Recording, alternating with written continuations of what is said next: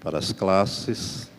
Nós as abençoamos em nome de Jesus. E aqueles que estão em pé lá fora e nas laterais, podem ocupar esses lugares aqui na frente. Tem alguns lugares que com a saída das crianças se abriram. Eu quero cumprimentar a todos com a graça e a paz do Senhor. Se você recebe, diga amém. Nós estamos felizes de ver irmãos que estavam de férias, estão retornando, amigos, são todos muito bem-vindos aqui para cultuar a Deus conosco. Eu vou falar hoje sobre o tema, as 3 principais provas de fé. As 3 principais provas de fé. E nós vamos usar a experiência de Abraão. E eu gostaria que você abrisse sua Bíblia comigo para acompanhar a leitura em Gênesis capítulo 12. Aliás, 22.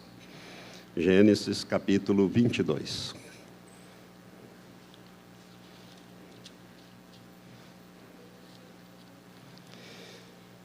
Gênesis capítulo 22, nós temos a história da prova que Deus submeteu a Abraão.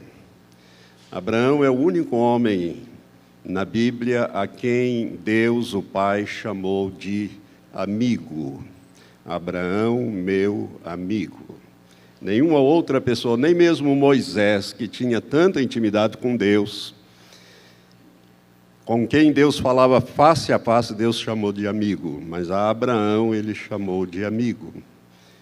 E eu louvo a Deus porque nós podemos aprender muito nessa ministração. Não será uma ministração fácil, é uma admoestação para a nossa vida. Então preste atenção nas leituras que vamos fazer dos textos. Sucedeu depois dessas coisas que Deus provou a Abraão, dizendo-lhe: Abraão, e este respondeu: eis-me aqui.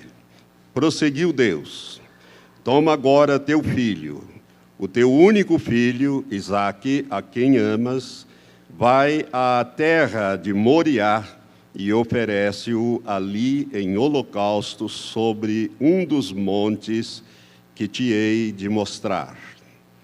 Levantou-se, pois, Abraão de manhã cedo, albardou o seu jumento, e tomou consigo 2 de seus moços e Isaque, seu filho, e tendo cortado lenha para o holocausto, partiu para ir ao lugar que Deus lhe dissera. Ao 3º dia, levantou Abraão os olhos e viu o lugar de longe. E disse Abraão aos seus moços: ficai-vos aqui com o jumento, e eu e o mancebo iremos até lá. Depois de adorarmos, voltaremos a vós. Tomou, pois, Abraão a lenha do holocausto e o pôs sobre Isaque, seu filho. Tomou também na mão o fogo e o cutelo, e foram caminhando juntos. Então disse Isaque a Abraão, seu pai: meu pai. Respondeu Abraão: eis-me aqui, meu filho. Perguntou-lhe Isaque: eis o fogo e a lenha, mas onde está o cordeiro para o holocausto? Respondeu Abraão: Deus proverá para si o cordeiro para o holocausto, meu filho. E os 2 iam caminhando juntos. Havendo eles chegado ao lugar que Deus lhe dissera, edificou Abraão ali o altar, e pôs a lenha em ordem, e amarrou a Isaque, seu filho, e o deitou sobre o altar em cima da lenha. E estendendo a mão, pegou no cutelo para imolar a seu filho. Mas o anjo do Senhor lhe bradou desde o céu e disse: Abraão, Abraão. E ele respondeu: eis-me aqui. Então disse o anjo: não estenda a mão sobre o mancebo e não lhe faça nada. Porquanto agora sei que temes a Deus, visto que não me negaste teu filho, o teu único filho. Nisso levantou Abraão os olhos e olhou, e eis atrás de si um cordeiro embaraçado pelos chifres no mato. E foi Abraão, tomou o cordeiro e o ofereceu em holocausto no lugar de seu filho. Pelo que chamou Abraão àquele lugar Jeová-Jireh, donde se diz até o dia de hoje, no monte do Senhor se proverá.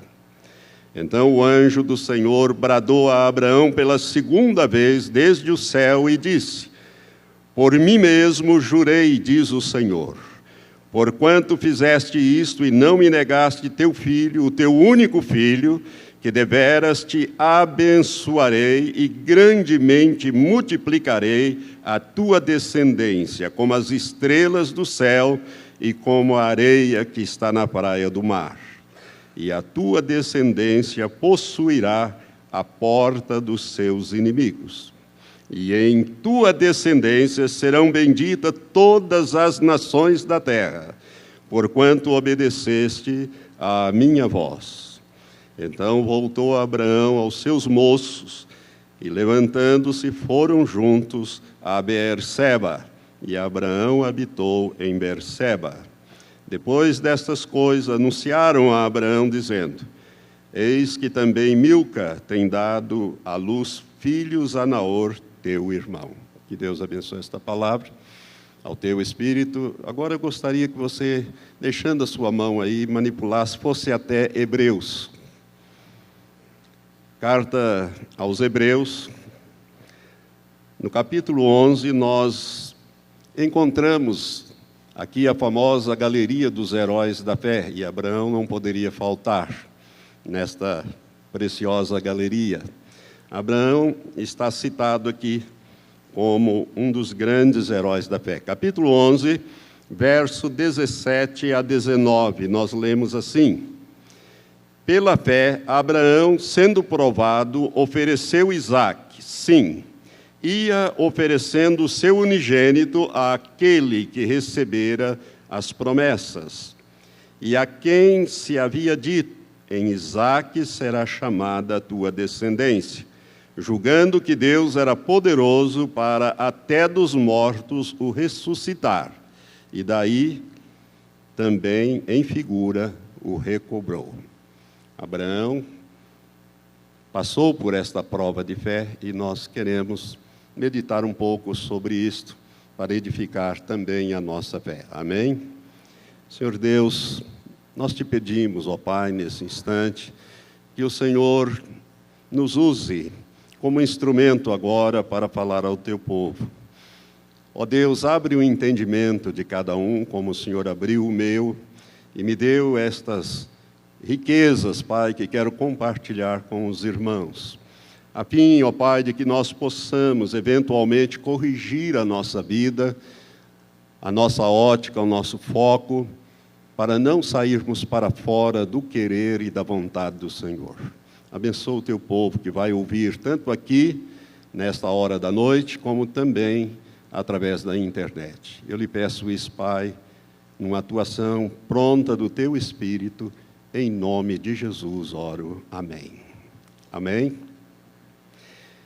Irmãos, esses dois textos que falam dessa experiência de Abraão, nós podemos encontrar aqui as três principais provas de fé pelas quais passou Abraão na sua vida.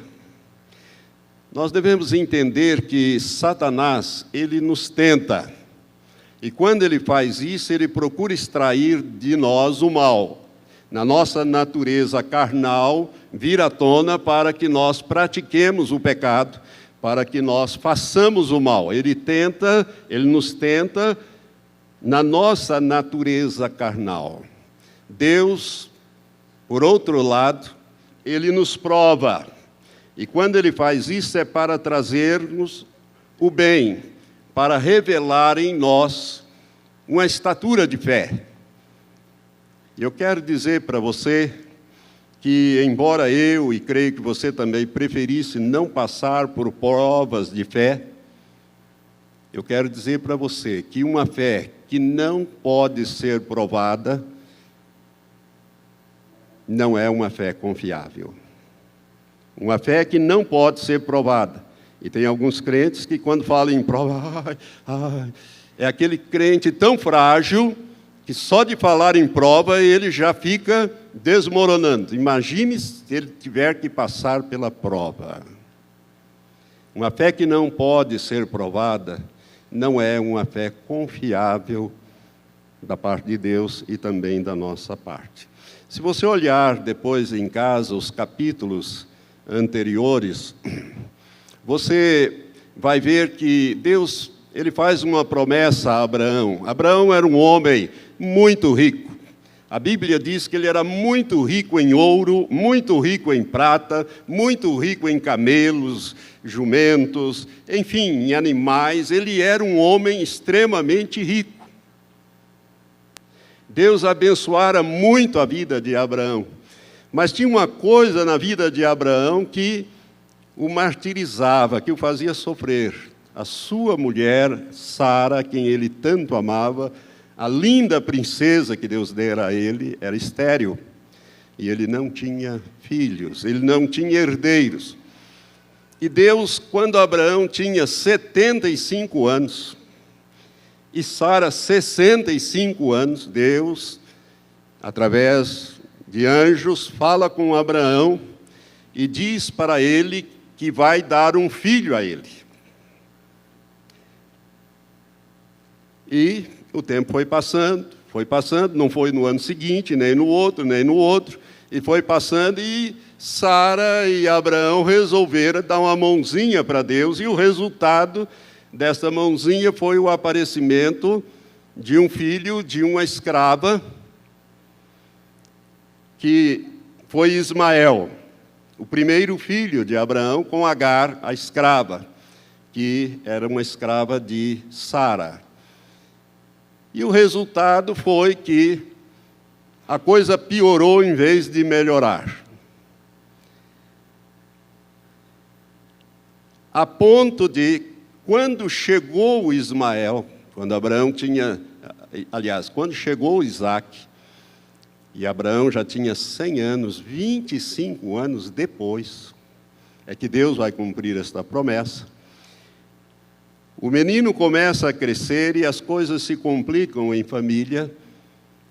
Isaac começa a ser perseguido por Ismael, hostilizado por Ismael, e Sara, então, dá um ultimato em Abraão: manda embora esta mulher com o seu filho. Eu não quero que o meu filho, filho da promessa, viva junto e cresça junto e continue esta coisa. E Abraão não gostou muito daquilo, mas Deus disse a Abraão: manda embora, ouça o que disse Sara. Irmãos, nós nunca iríamos entender isso, porque parece que Deus está aprovando ali a ciumeira de Sara contra Agar, sem considerar que Ismael também era filho de Abraão. E foi ela própria que engendrou esse plano, não foi coisa da cabeça de Abraão. Mas é bom nós entendermos que Abraão não consultou a Deus. E Deus não falou nada para ele para não fazer. Os dois resolveram fazer aquilo, e deu no que deu. A coisa complicou, e Deus, então, fala para Abraão: ouça Sara e mande embora a mãe com a criança. Isso era uma sentença de morte. Você mesmo lendo os textos, você vai descobrir isso. Nós nunca iríamos entender bem isso se não fosse a revelação que o Espírito Santo traz sobre este assunto, lá em Gálatas, capítulo 4. Eu queria que você abrisse sua Bíblia comigo, para você entender bem o porquê que Deus fez isso. Gálatas, capítulo 4, o apóstolo Paulo, mais uma vez, sendo usado pelo Espírito Santo, como foi em todas as suas epístolas. No capítulo 4, verso 21 de Gálatas, nós lemos: dizei-me, os que quereis estar debaixo da lei, não ouvis vós a lei? Porque está escrito que Abraão teve 2 filhos, um da escrava e outro da livre. Todavia, o que era da escrava nasceu segundo a carne, mas o que era da livre, isto é, de Sara, nasceu por promessa, o que se entende por alegoria, pois essas mulheres são dois pactos. Um do Monte Sinai, que dá à luz filhos para a servidão, e que é Agar. Ora, esta Agar é o Monte Sinai na Arábia. Você sabe que os filhos de Ismael, que foram 12, vão dar origem aos 12 povos árabes. Arábia, árabes. Está aí a origem desse povo. E da confusão que vem até hoje, e ainda vai estourar essa terceira guerra por causa desse negócio. Eu tenho falado sobre isso. Mas vamos voltar ao texto. Ora, esta Agar é o Monte Sinai, na Arábia, e corresponde a Jerusalém atual, pois é escrava com seus filhos. Mas a Jerusalém que é de cima é livre, a qual é a nossa mãe. Pois está escrito: alegra-te, estéril, que não dás à luz. Esforça-te e clama, tu que não estás de parto, porque mais são os filhos da desolada do que os filhos da que tem marido. Ora, vós, irmãos, sois filhos da promessa como Isaque. Mas, como naquele tempo o que nasceu segundo a carne perseguia ao que nasceu segundo o Espírito, assim é também agora. Que diz, porém, a Escritura? Lança fora a escrava e seu filho, porque de modo algum o filho da escrava herdará com o filho da livre. Pelo que, irmãos, não somos filhos da escrava, mas da livre. Mas da livre. Então, irmãos, preste atenção nisso. Nós nunca iremos dar a Deus o nosso Isaque. Preste atenção nisso. Nós nunca iremos dar a Deus o nosso Isaque, se não nos livrarmos do nosso Ismael. Ismael é a carne. Isaque é a promessa, é o filho da promessa, gerado por ação de Deus, sobrenatural. Sara não podia ter filho, ela vai dar filhos a Abraão com 90 anos. 90 anos, Abraão tinha 100 anos. Deus teve que fazer um milagre duplo ali, além de dar a Sara a capacidade de gerar, porque ela era estéril. Deus renovou tudo dentro daquela mulher, fez um milagre de restauração nela e no Abraão. Tanto que o Abraão vai viver 175 anos e Sara 127 anos. Ela ainda vai ficar 37 anos curtindo o seu Isaque, o seu filho. Por isso, irmãos, nós não daremos o nosso Isaque a Deus, não ofereceremos o nosso Isaque a Deus se nós não nos livrarmos do nosso Ismael, que é a nossa carne. Isso aqui é uma alegoria, é um simbolismo, como Deus está falando aqui através da sua palavra. Nós concordamos inteiramente que Deus possa exigir de nós que renunciemos o mal ou as coisas más, mas nós nunca vamos esperar que Deus exija de nós o bem que Ele mesmo nos deu. Ele tinha dado Isaque a Abraão e agora Ele quer de volta.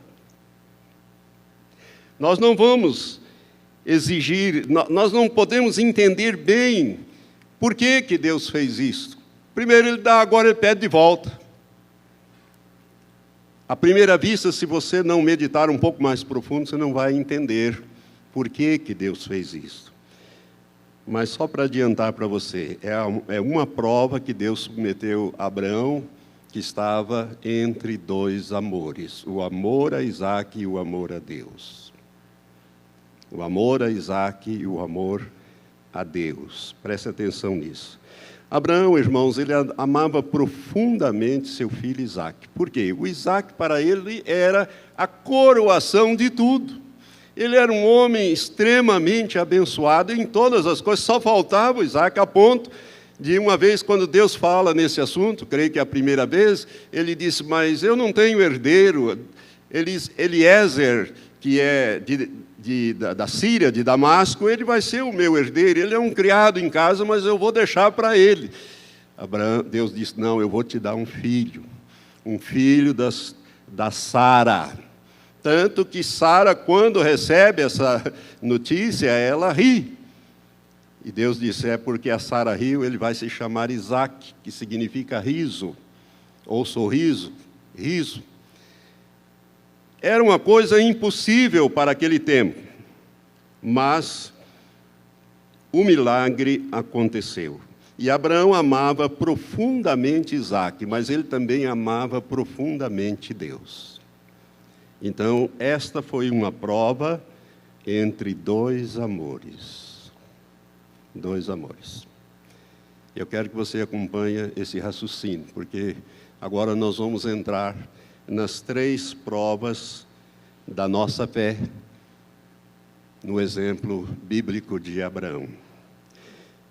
Eu vou fazer 3 perguntas, elas podem ser resumidas em 3 perguntas. A primeira, você pode dar a Deus as bênçãos que Ele te deu? Você pode dar de volta a Deus? Você é capaz de dar a Deus ou restituir a Deus aquilo que Ele te deu como uma bênção de promessa? Será que você é capaz?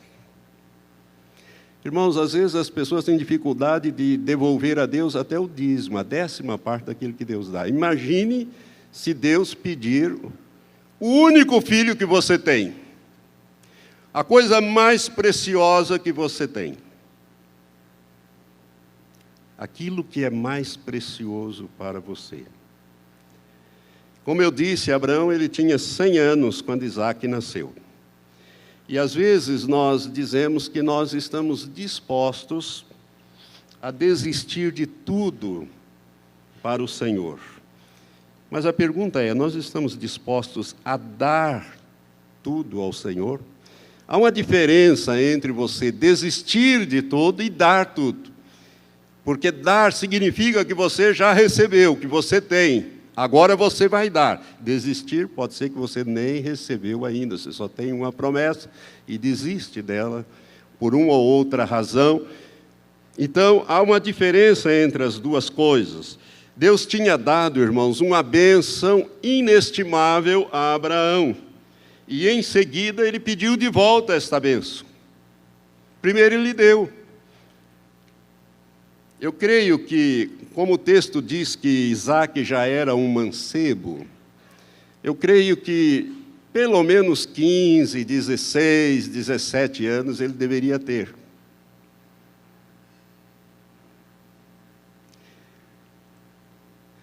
Quando Deus vai submeter Abraão a esta prova, terrível prova, difícil prova, pedindo de volta aquilo que Abraão mais amava na sua vida. E essa prova foi porque Abraão amava intensamente a Isaac. E Abraão estava começando a perder o foco. Irmãos, não é suficiente nós darmos um lugar na nossa vida a Deus.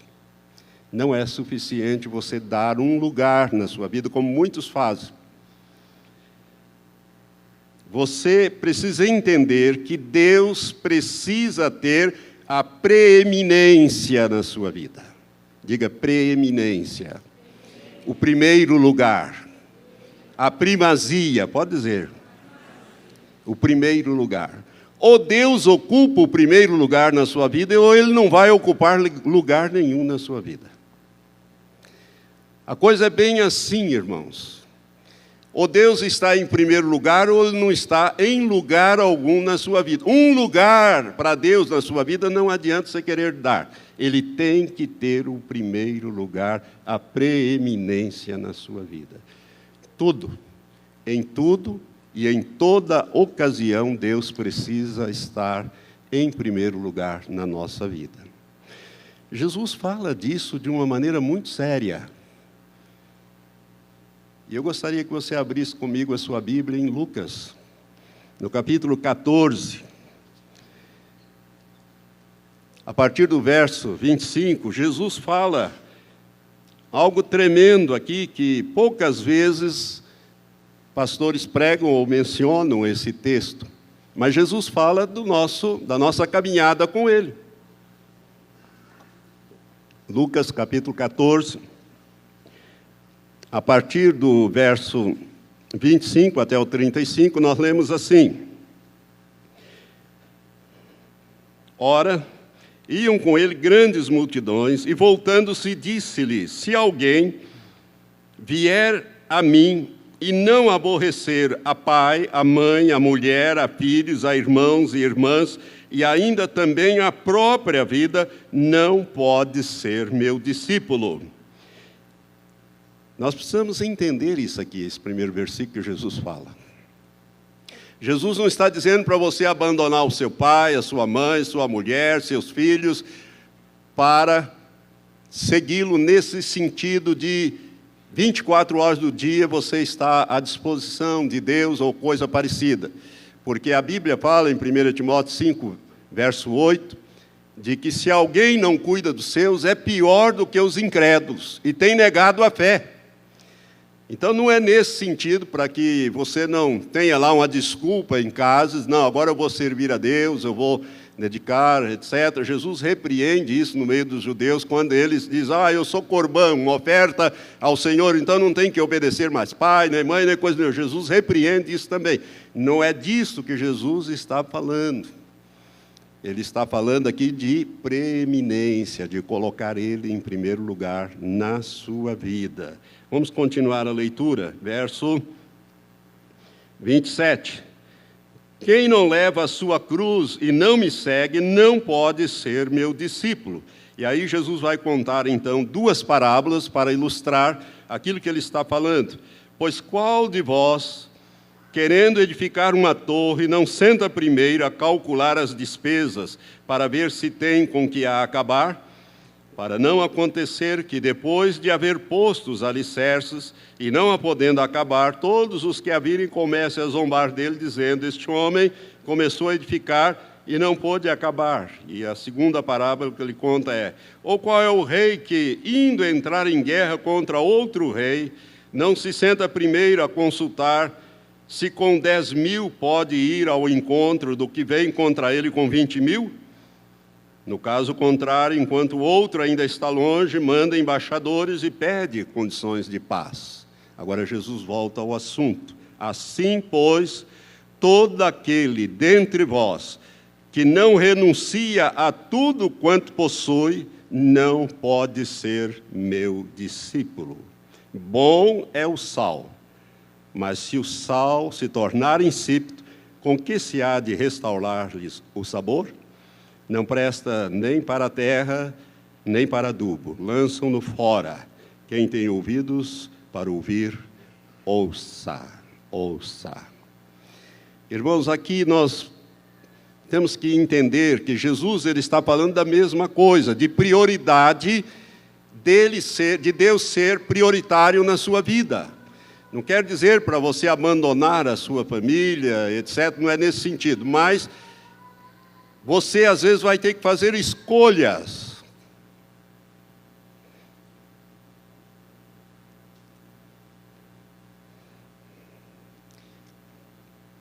Você vai ter que fazer escolhas entre o seu pai, a sua mãe, o seu cônjuge. Irmãos, Deus, Ele nos dá essas bênçãos. Seu cônjuge foi dado como uma bênção na sua vida, mas ele é mais importante do que Deus na sua vida? Seus filhos foram dados como bênçãos na sua vida, mas será que eles são mais importantes do que Deus na sua vida? Se você tiver que escolher entre um filho e Deus, lá no Estado Islâmico essas coisas estão acontecendo. Na grande tribulação isto vai acontecer, e os que não foram arrebatados vão ter que tomar decisões. Se você sacrifica o seu filho, ou você nega a Jesus. Se você não negar a Jesus, seus filhos serão mortos na tua frente. Como é que vai ser, meu irmão? Por isso que Jesus diz: sê fiel até a morte e dar-te-ei a coroa da vida. Você vai ter que fazer escolhas. Nós temos que fazer escolhas. Quanta gente tem idolatrado o filho, tem deixado as coisas de Deus, tem negligenciado Deus na sua vida, e isto é um perigo. Abraão estava caminhando para esse rumo. Deus vai corrigir o rumo de Abraão. É possível que Abraão estivesse começando a amar mais a bênção do que o abençoador, mais a Isaque do que a Deus, mais a dádiva do que o doador. Estivesse agora o seu mundo girando mais e envolvendo-se mais com Isaque, afinal, Isaque era a coroação de tudo na vida dele, do que Deus que havia dado Isaque. Deus vai ter que corrigir isso. Quanta gente que Deus deu uma empresa, abençoou o trabalho e ele ficou naquele, idolatrando o seu trabalho mais do que aquele que deu, e Deus teve que agir ali, no seu negócio, na sua empresa, ou qualquer outra bênção que nós recebemos de Deus e que passamos a amar mais do que aquele que nos abençoou com aquela bênção. Esse é o foco que você precisa manter nessa mensagem. Será que nós amamos mais as bênçãos que Deus nos tem dado neste mundo, mais do que o próprio Deus? Irmãos, Deus nos abençoou com algo extraordinário que é a nossa salvação. Tem gente que nem é capaz de agradecer todos os dias por esta bênção extraordinária da salvação, do novo nascimento. A salvação custou muito caro para Deus, custou a vida do seu filho. Não havia outro meio, outro caminho, outra solução para este problema. E às vezes, quando nós pensamos na morte de Jesus, nós ficamos muito na cruz. A cruz foi um meio para chegar ao fim. A morte de Jesus foi uma morte espiritual. A minha e a sua também é uma morte espiritual. Não é morte física. Fisicamente nós continuamos a morrer. Mas espiritualmente não. Ele nos vivificou, estando nós mortos em nossos delitos e pecados. E uma vez que você foi vivificado, você foi por causa da morte de Jesus. A Bíblia diz muito claramente, na primeira epístola de Pedro, que Jesus em espírito e na alma desceu ao inferno, e ali não é o que muitos pregadores, às vezes já ouvi mensagem desse tipo, não é isso não. Alguém disse, ele chegou lá no inferno, deu uns petelecos no diabo, tomou a chave e voltou triunfante. Não é isto, Jesus teve que entrar no sofrimento do inferno. Ele teve que sofrer em meu lugar, pagar pelos meus pecados e pelos seus pecados. E ali ele ficou, como preço da nossa redenção, por cerca de 40 horas, até que Deus o ressuscitou. Deus lhe diz, tu és o meu filho, eu hoje te gerei. Ele é o primeiro a nascer de novo. Por isso ele é o primogênito entre muitos irmãos. Quando ele veio unigênito do Pai, quando ele ressuscitou como o primogênito entre muitos irmãos. Deus está fazendo uma família no céu para ele. Você e eu fomos arrebanhados para ele através do novo nascimento, mas isto custou caro para Deus.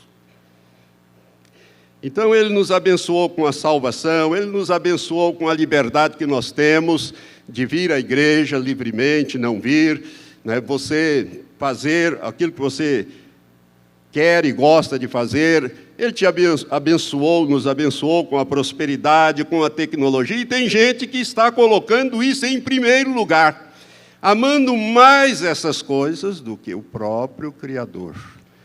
o próprio abençoador. Irmãos, isso está acontecendo no seio da igreja. É o que nós chamamos, ou é chamado de apatia espiritual. Nós já estamos meio apáticos. Parece que não funciona mais. Antes tinha uma alegria. Quando você se converteu, por isso que Deus fala lá na igreja, lá na primeira igreja de Éfeso, né? Volte ao primeiro amor. Você tinha alegria nas coisas de Deus, em orar, em ler a Bíblia, cantar, estar nos cultos e compartilhar com os irmãos, aprender. Você tinha fome. Parece que depois de um tempo vai entrando uma apatia e você vai se divertindo mais com as coisas e você vai amando mais as pessoas e coisas do que aquele que te deu a bênção maior, que te dá todas as coisas, inclusive o fôlego da vida. Irmãos, isso é muito sério. Deus teve que corrigir a rota de Abraão. Ele já estava mais do que encantado com este Isaque. Isaque tinha sido agora o centro. Deus vai corrigir isto. Deus vai ter que provar a Abraão, afinal de contas, você me ama mais que o Isaque ou você ama o Isaque mais do que a mim? Mas não é porque Deus não sabia, é para que Abraão soubesse, conhecesse o seu coração. Não que Deus não conhecesse e tivesse que fazer uma prova. Deus é onisciente. Mas o Abraão não. Então ele tinha que conhecer o que ele estava fazendo e para onde estava indo o coração dele. Isso é muito sério, irmãos. Eu queria que você abrisse agora você vai entender um texto que quase ninguém fala dele. Mas você vai entender. Malaquias, capítulo 2. Para você achar Malaquias, vai lá no Mateus, né? No começo, no primeiro capítulo de Mateus, volte uma ou duas páginas aí, você já vai achar o profeta Malaquias, que é o último livro do Antigo Testamento.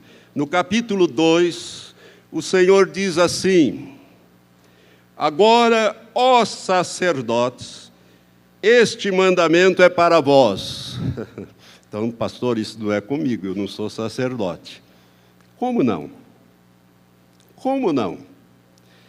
O que está escrito no Novo Testamento, na primeira epístola do apóstolo Pedro, capítulo 2, verso 9? Se possível, põe esse texto para a gente ler aí. O que está escrito ali? 1 de Pedro 2, 9. Olha bem para isso. Mas vós sois a geração eleita, o sacerdócio real. Você é ou não sacerdote? Do Rei Jesus. O sacerdócio real, a nação santa, o povo adquirido, para que anuncieis as grandezas daquele que vos chamou das trevas para a sua maravilhosa luz. Isto é com você? Então você é sacerdote. Vamos voltar ao texto de Malaquias 2. Agora, ó sacerdotes, esse mandamento é para vós. Se não ouvirdes e se não propuserdes no vosso coração dar honra ao meu nome, diz o Senhor dos Exércitos, enviarei a maldição contra vós e amaldiçoarei as vossas bênçãos. Preste atenção no que Deus está falando. E depois você pode ler em casa o restante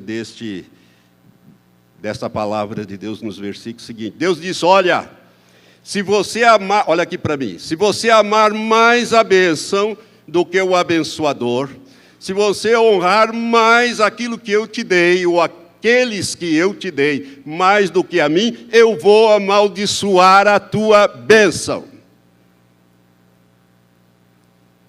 Agora você começa a entender porque aquele marido que você tanto amava e chegou até a idolatrar, virou uma maldição na sua vida, ou vice-versa.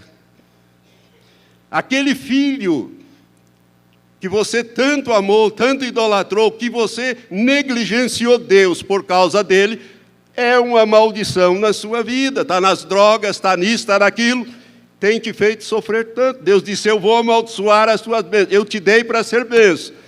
Mas você está colocando ele em primeiro lugar. e eu não aceito o segundo. Então, eu vou amaldiçoar as suas bênçãos. Irmãos, isso é duro. Isso é sério. Isso requer arrependimento, confissão, retorno. Erramos o rumo. Ou Deus ocupa o primeiro lugar, ou Ele não ocupa lugar nenhum. E se você pertence a Ele, a coisa é muito séria. Porque você custou muito caro para Deus.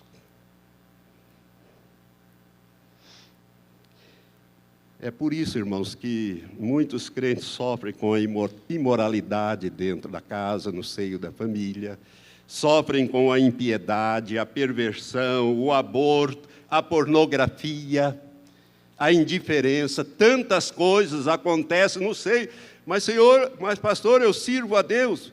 Mas não é bem o problema de servir a Deus, você ama a Deus mais do que essas pessoas ou estas coisas que Deus tem te dado. Como é que está o teu amor?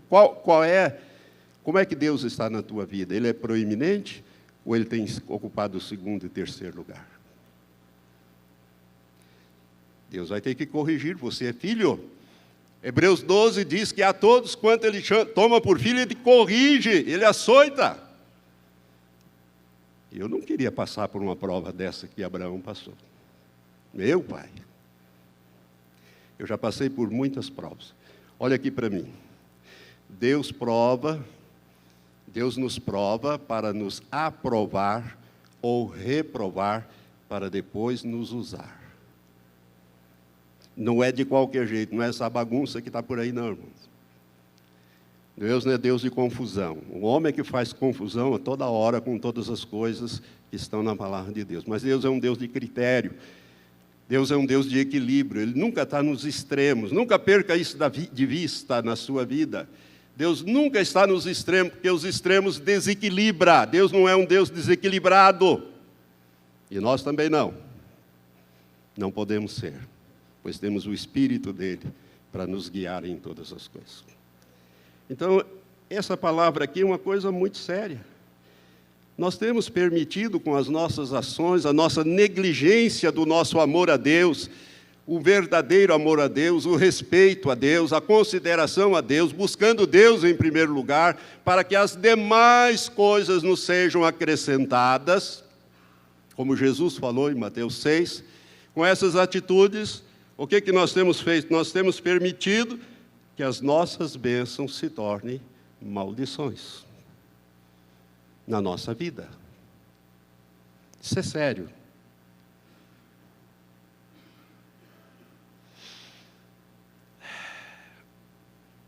Nós custamos tão caro para Deus. Agora eu vou te dizer uma coisa que você já leu, mas você não percebeu. Possivelmente você não percebeu. Deus é extremamente ciumento. Ele é ciumento de você. Você custou muito caro para Ele. A Bíblia diz que Deus é zeloso. Essa palavra quer dizer ciumento. Ele não te compartilha. Aliás, a Bíblia diz muito claro que Deus é ciumento. Vamos abrir a nossa Bíblia lá em Tiago, capítulo 4. O apóstolo Tiago, pelo Espírito Santo, nos revela isto na sua epístola. Depois de Hebreus, encontramos a epístola de Tiago, capítulo 4, versos 4 e 5. Eu quero o 5, mas vou ler também o 4 para você, para ficar mais claro o texto. Infiéis, não sabeis que a amizade do mundo é inimizade contra Deus? Portanto, qualquer que quiser ser amigo do mundo constitui-se inimigo de Deus. Ou pensais que em vão diz a Escritura: o Espírito que Ele fez habitar em nós anseia por nós até os ciúmes? O Espírito Santo é ciumento. Nós somos propriedade do Deus Altíssimo, comprados com o sangue de Jesus. Eu já falei para os irmãos uma vez, torno a repetir. Um dia eu tive um êxtase. E o Senhor Jesus me arrebatou em espírito, me levou em Jerusalém e me mostrou. Eu vi o Senhor em três visões seguidas. E cada vez dessas que eu via, o Senhor, Ele falou comigo: Valtenir, o teu corpo me pertence, porque eu paguei por ele. Ele não falou nesse tom, ele falou num tom muito amoroso.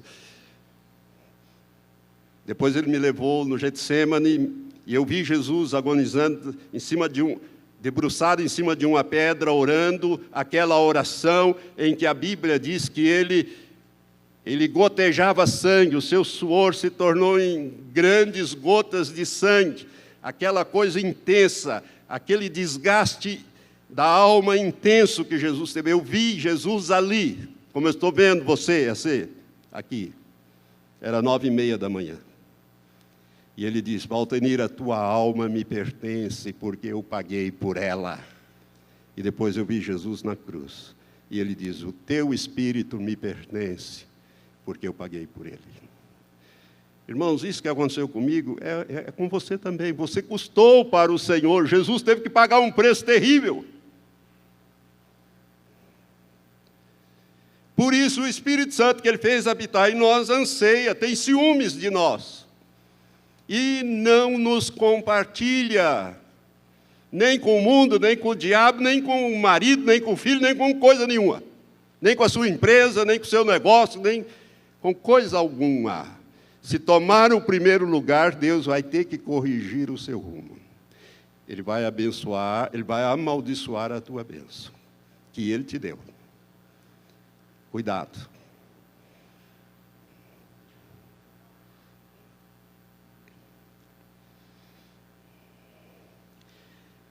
A segunda pergunta, para nós entendermos essas 3 provas de fé que Abraão passou, é essa. Você e eu podemos confiar em Deus, em todos os seus propósitos para cada um de nós? Você pode confiar em Deus em relação ao seu propósito, o propósito de Deus para você? Será que dá para você confiar? Irmãos, Deus deu a Abraão não somente uma grande bênção, mas deu também um propósito com aquela bênção. Ele estabeleceu um propósito. Ele disse: com Isaque há um propósito. É por meio dele que eu vou abençoar todas as nações da terra, todas as famílias da terra. Em Isaque será chamada a tua descendência. E Deus disse: eu vou abençoar todas as famílias da terra em Isaque. O propósito da vinda de Isaque não era para satisfazer a vontade de ter um filho de Abraão e Sara. Era porque Deus tinha um propósito com aquela vida. Estabelecer ali a vinda de Jesus. Jesus é descendente de Abraão por Isaque. Ele é o filho de Abraão. E em Jesus, todas as famílias, todas as nações, todas as pessoas na face da terra podem ser abençoadas por Deus com a salvação e uma vida diferenciada aqui, enquanto nós estivermos aqui. Dá para você entender isso, meu irmão? Né? O propósito de Isaque, então, era abençoar você e eu e todas as famílias da terra. Nós, para compreender, para fazermos, irmãos, a vontade de Deus, nós temos que ter bem claro para nós 3 etapas bem definidas. Descobrir a vontade de Deus para nós, descobrir a vontade, seguir a vontade e concluir a vontade de Deus na nossa vida. Descobrir, seguir e concluir esta vontade de Deus na nossa vida. O propósito da o oposto da obediência é o quê? Desobediência. O oposto da obediência é a desobediência. A fé, irmãos, não é simplesmente obedecer apesar das evidências. A fé é obedecer apesar das consequências. É obedecer mesmo sem entender o propósito de Deus. Irmãos, essa foi a primeira e a única vez na Bíblia que Deus pediu um sacrifício humano. Não há na Bíblia nenhum outro pedido de Deus que sacrificasse alguém a Ele. E Ele fala: Abraão, pega o teu filho, o Isaque, a quem tu amas, e oferece no holocausto a mim. Amados, esse pedido de Deus foi arrasador na vida de Abraão. Você pode imaginar Abraão agora, Deus falando isso com ele. E Abraão conhecia a voz de Deus, tanto que ele vai obedecer. Deus já tinha falado com ele outras vezes, já tinha contactado, falado várias vezes com ele. Ele sabia que era Deus que estava fazendo aquilo. Mas foi arrasador, porque somente os idólatras, somente os pagãos faziam sacrifícios humanos. E agora Deus, o Deus Criador, que deu aquela grande bênção para ele, dizer: agora eu quero ela de volta, eu quero que você me sacrifique ele, no lugar que eu vou te dizer. Foi a única vez na Bíblia. Agora, na hora H, quando o cutelo ia descer sobre o pescoço de Isaque, Deus diz: para aí. Agora eu sei que você me ama, que você não me nega nada, nem mesmo aquilo que você mais ama na face da terra e que eu te dei. Deus não aceitou o sacrifício humano. Deus só aceita um sacrifício diante dele, o sacrifício de Jesus Cristo. Só o Cordeiro imaculado, sem pecado, que Jesus aceitou, que Deus aceitou ser sacrificado diante dele.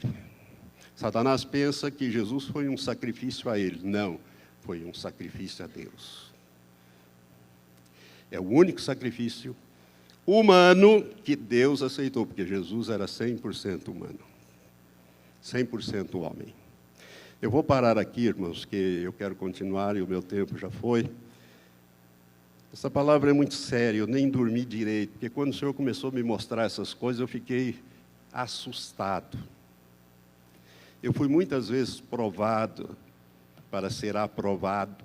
Não foi só no início desta obra, foi durante esta obra muitas vezes. Se eu contasse para os irmãos, eu nunca falei coisas aqui que você ia ficar arregalado.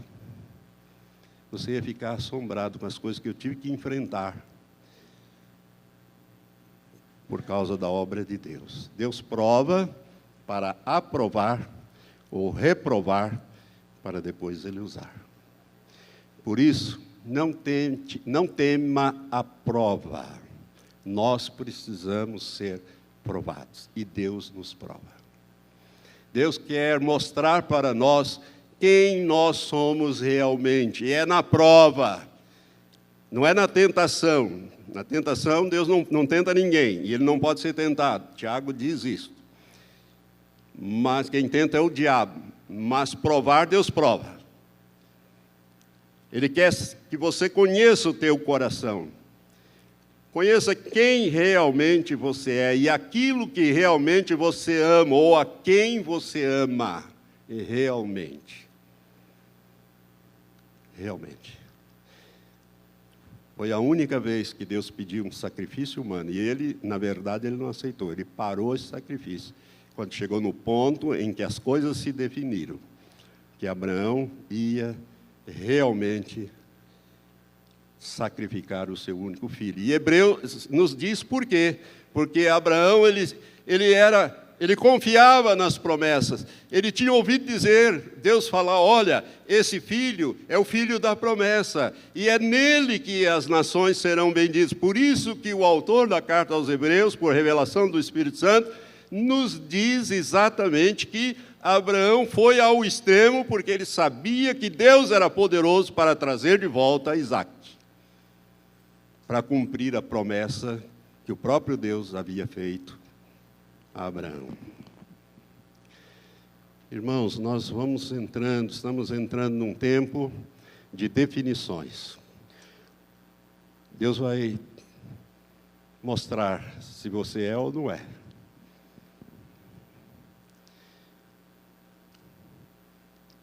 Quando uma vez Jesus, quando ele fala aquela parábola do juiz iníquo, o último versículo da parábola, ele diz assim: porventura, o Filho do Homem achará fé na terra quando ele retornar?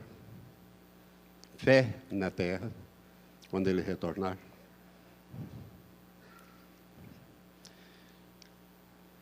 Jesus teve que passar pela prova também, toda aquela multidão que seguia ele.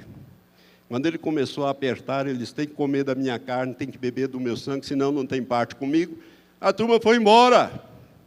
Foram todos, a ponto dele virar para os 12 e perguntar: e vocês, querem ir também?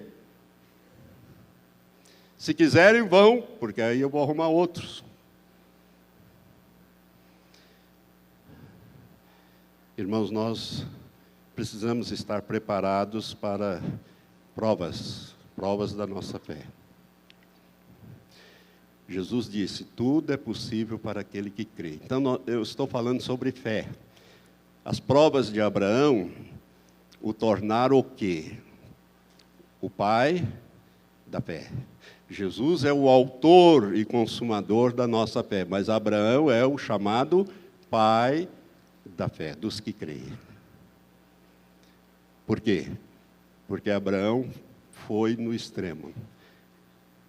Abraão, ele esperou 25 anos. Abraão, quando Deus disse para ele: agora eu quero ver com você se você realmente me ama ou se você ama mais o seu filho. Você está tão grudado nele, Abraão, que eu vou ter que fazer alguma coisa. Irmão, você não pode se grudar a ninguém e a nada. Você não pode colocar ninguém na frente de Deus. Ou Deus é o primeiro lugar na sua vida, ou Ele não tem lugar nenhum na sua vida. Eu vou continuar essa mensagem, porque tem muita coisa ainda que eu preciso mostrar aos irmãos sobre esse episódio que se deu na vida de Abraão. E tudo que está escrito lá no Antigo Testamento é para ensino nosso, para instrução nossa, como diz o apóstolo Paulo em Romanos. Amém? Para que você possa enfrentar as provas, possa dizer: Senhor, eis-me aqui. Qual foi a resposta que Abraão deu a Deus? Eis-me aqui. Naquele momento em que Isaac fez aquela pergunta, você pode imaginar o coração de Abraão? O Isaac carregando aquela lenha toda, o Abraão com o cutelo e com o fogo, e o Isaac olha para ele: meu pai. E ele diz: pois não, meu filho, aqui está a lenha, temos o fogo e temos o cutelo, mas onde é que está o cordeiro? Você pode imaginar o coração de Abraão? Mas ele começou a ensinar a Isaac sobre a sua fé. Ele diz: Deus proverá para si um cordeiro. Deus vai prover. Abraão não sabia nada daquele cordeiro que estava preso lá pelos chifres.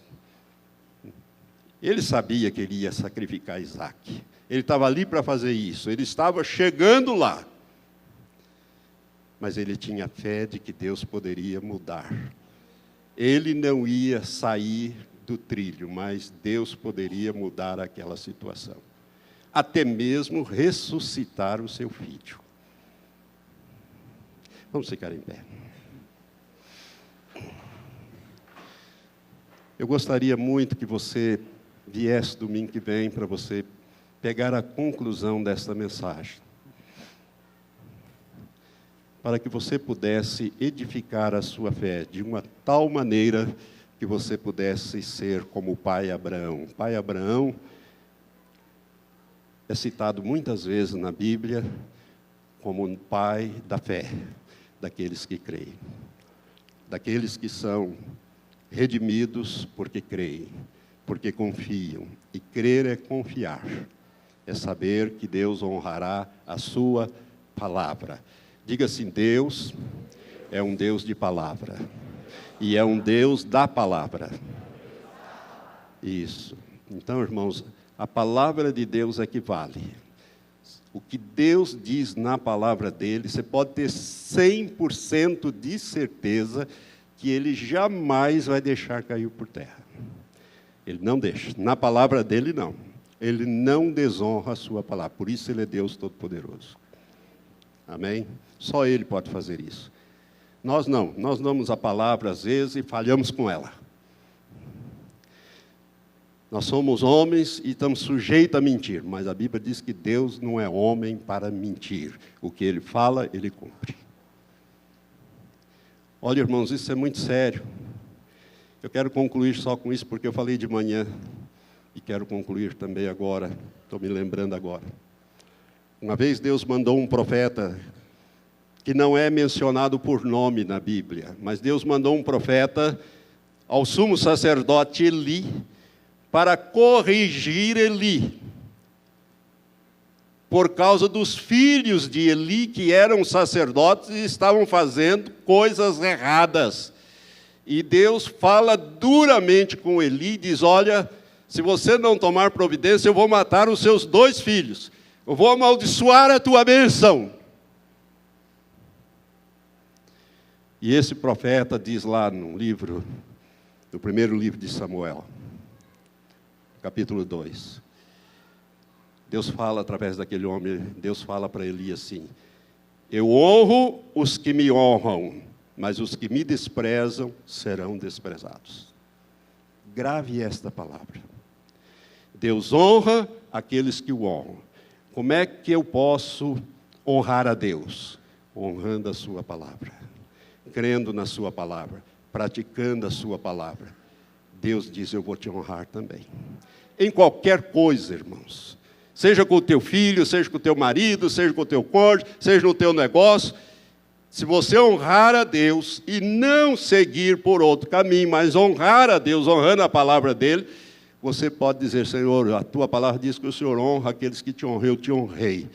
Agora eu desejo ser honrado. Você vai ver o que Deus vai fazer. Ele não deixa a palavra dele cair por terra. Ele disse, eu honro os que me honram, mas os que me desprezam serão desprezados. Nós temos que aprender a confiar em Deus e na sua palavra 100%, sem titubear. Porque os dias que se aproximam não serão dias muito fáceis, não. Mas nós poderemos realmente, se o mar não abrir, como nós cantamos, a gente vai por cima d'água. Ou você pensa que tem dificuldade para Deus anular a gravidade? Jesus era um homem que pelo menos pesava uns 80 quilos. E o Pedro, talvez até uns 90. E os dois andaram por cima d'água. Há alguma coisa que Deus não possa fazer? Não há. Levante as suas mãos.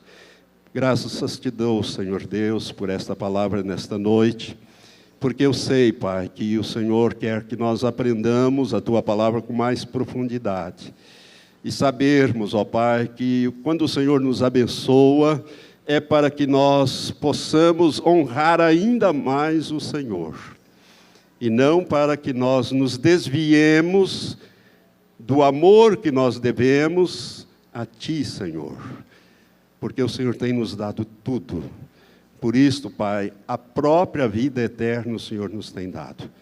Nós Te honramos, Pai, queremos dizer ao Senhor que o Senhor tenha misericórdia de nós. Naquilo que erramos, naquilo que saímos para fora, ó Deus, e que o Senhor teve que amaldiçoar as bênçãos que o Senhor tinha nos dado, porque nós falhamos com o Senhor, amando mais as bênçãos do que o abençoador. Ó Deus, que o Senhor nos perdoe, nos ajude a corrigir essas rotas, para que a Tua palavra se cumpra em nós. Tua palavra nos garante que aquele que confessa e deixa, alcança de Ti a misericórdia. Mas aquele que encobre as suas transgressões não prospera nunca, Senhor. E nós queremos prosperar na carreira cristã para a qual o Senhor nos chamou. Nós queremos subir naquele dia do arrebatamento e não ser reprovados ali e termos que ficar para passar pela moenda do anticristo. Não, Senhor, nós queremos estar preparados. Por isso, Senhor, perdoa os nossos pecados, especialmente esses que o Senhor começou a revelar hoje a esses irmãos. Coisas que precisam ser consertadas através do perdão e da correção da rota. Pai, mostra essa semana, fala com o teu povo durante essa semana, até domingo que vem, Senhor, quando nós vamos reunir novamente em torno dessas escrituras para continuar esses estudos, exames. Ó Deus, traz a nossa memória para que a gente possa confessar e deixar, abandonar, mudar a rota, Pai. Nós queremos estar preparados no espírito, alma e corpo quando Jesus voltar. Maranata é a nossa oração. Ora vem, Senhor Jesus. Em teu nome nós oramos, Jesus.